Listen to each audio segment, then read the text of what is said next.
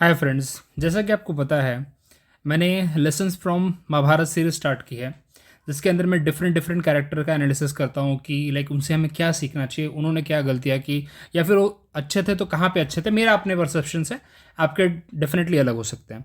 तो आज मैं डिस्कस करना चाहता हूँ आपके साथ भीष्म का कैरेक्टर, जिनका बचपन का नाम तो देवव्रत था, लेकिन भीष्म इसलिए पड़ा क्योंकि उन्होंने अपने ऐसी प्रतिज्ञा उन्होंने ली कि मैं शादी नहीं करूँगा, मतलब आजीवन में ब्रह्मचर्य का पालन करूंगा, इसलिए उनका नाम भीष्म पड़ा। इस तरह की भीषण प्रतिज्ञा लेने की वजह से, ऑल दो उसके बाद उनको वरदान में मिला कि मैं, उनकी फादर ने उनको दिया था, और एक्चुअली उन्होंने फादर की वजह से ही उन्होंने लिया भी था वो सब। तो चलो उसमें हम नहीं जाते हैं, लेकिन पहला पॉइंट वही है, उनसे मैं यही सीखा कि ज़्यादा प्रोमिस भी नहीं करने हैं, क्योंकि आप इतनी बढ़िया, because he was a very capable and he was, by the way आपको बताना चाहता हूँ जिनको भी महाभारत की इन्फॉर्मेशन है थोड़ी सी, ही वॉज अ लास्ट कुरु प्रिंस। इसके बाद कोई कुरु प्रिंस नहीं था, क्योंकि बाकी उतने कैपेबल थे भी नहीं। Okay, Dhritarashtra, Pandu, they were not the Kuru prince. अगर आप हिस्ट्री, मतलब महाभारत की हिस्ट्री देखेंगे तो आपको समझ जाएगा क्यों मैं ऐसा बोल रहा हूँ। तो यहाँ पे जो उन्होंने प्रॉमिस किया था अपने फादर को, इनके फादर जो दूसरे थे, इनको किया कि मैं शादी नहीं करूँगा जिससे आप अपनी शादी कर पाओ, तो मेरे हिसाब से ये नहीं करना चाहिए था। तो चलो वो तो रचा रचाया था, ये सब तो प्लान था, श्री कृष्ण का अपना प्लान था ये। लेकिन मेरा ये सीख है इससे कि फालतू में दूसरों को प्रोमिस मत करो, इतने ज़्यादा मत करो जो आपके ऊपर ना बर्डन बनती रहे। और आपने किया भी है तो टाइम के हिसाब से उसको चेंज भी करो। ऐसा ज़रूरी नहीं है कि बिल्कुल आपने प्रॉमिस कर दिया और ऐसा लग रहा है कि नहीं, अब मतलब डिफ़िकल्ट हो रहा है आपके लिए, तो फिर भी आप उस प्रॉमिस के लिए लगे हुए हो। नहीं हो रहा, नहीं हो रहा, छोड़ो यार, आगे बढ़ो, सिंपल सी बात है। तो सिचुएशन के अकॉर्डिंग चेंज होना चाहिए। ऐसा ना हो कि आपने प्रॉमिस कर दिया और आप उसी पे लगे हुए हो, नहीं यार मैंने तो बोला था, बिल्कुल नहीं है ऐसा। अगर डिफिकल्ट सिचुएशन है, नहीं हो रहा है पूरा, चेंज करो, कोई प्रॉब्लम नहीं है, आगे बढ़ो। श्री कृष्ण भी तो आखिरी में इनको यही बोला कि आपने प्रॉमिस तो किया था, आप इतने कैपेबल थे, सबसे कैपेबल आप ही थे, आप राजा बन गए होते बाद में। आपने देखा कि सिचुएशन जब खराब हो रही है तो करेक्ट, आप सिर्फ आपके प्रॉमिस की वजह से इतना ज़्यादा अधर्म हुआ, उसका कोई पर्पज़ नहीं था फिर। तो जब देखो कि अधर्म हो रहा है फिर भी आप अपने प्रॉमिस पे ही अड़े हो, तो that doesn't make any sense. तो मेरे हिसाब से वो होना चाहिए आज की लाइफ में भी हमें। Take control of the situation whenever necessary, because बहुत सारा ऐसा टाइम आया जब मतलब कुरु प्रिंस कोई था ही नहीं, उतना कैपेबल कोई था नहीं। Dhritarashtra was not the capable one.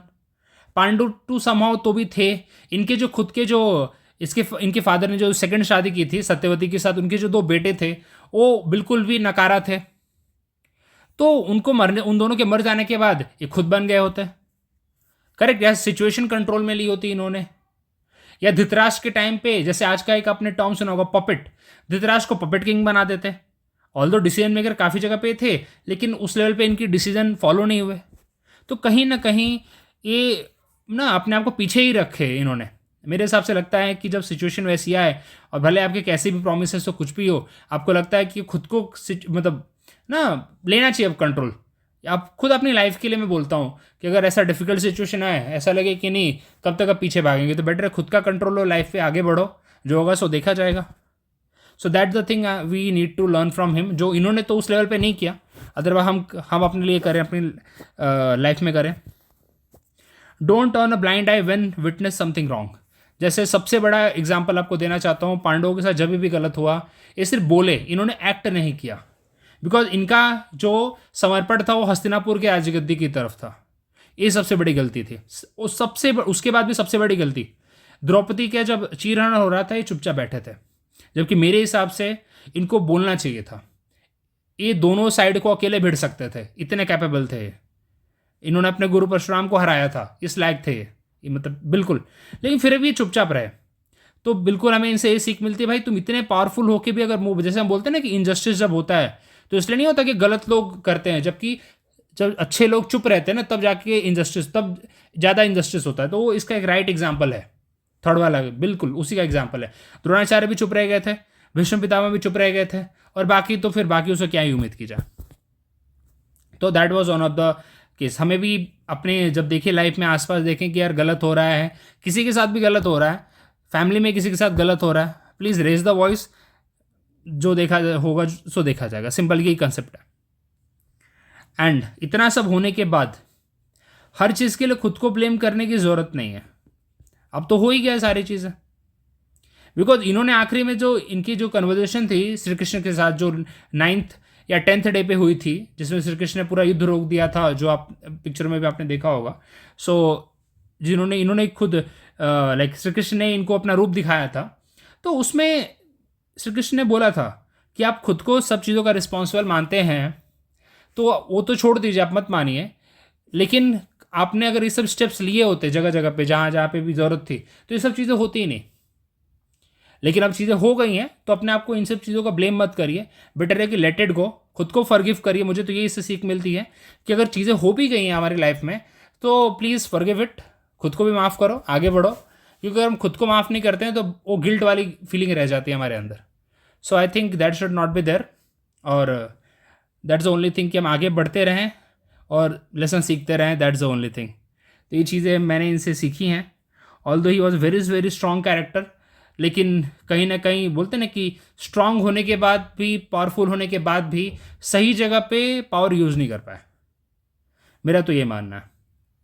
तो फिर कहीं ना कहीं उस लेवल के प्रूफ नहीं कर पाए कि उतने स्ट्रांग थे।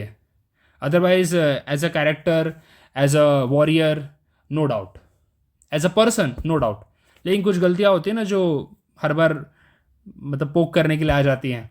तो कुछ चीज़ें इन्होंने भी कि सबसे इंपॉर्टेंट तो थर्ड वाला मुझे लगता है, जो चीरहरण वाला सीन है, जो बहुत ही गलत हुआ वहाँ पे।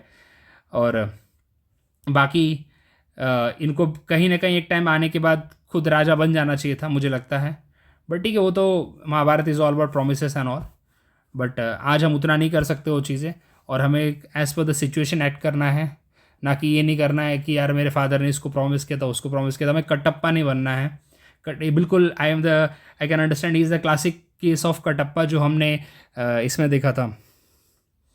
कौन सी मूवी थी, I could not able to recall ना, बाहुबली 1 एंड बाहुबली 2, उसमें हमने देखा था as he was loyal towards the राजगद्दी, बल्लाल देव के लिए भले कुछ भी हो जाए, बट राजगद्दी के लिए लॉयल रहना है, जो भी राजगद्दी पे बैठे। तो ये उनके साथ एक केस हो गया था, what I believe. So thank you very much, मिलते हैं अगले वीडियो में अगले कैरेक्टर के साथ, तब तक के लिए टाटा बाय बाय।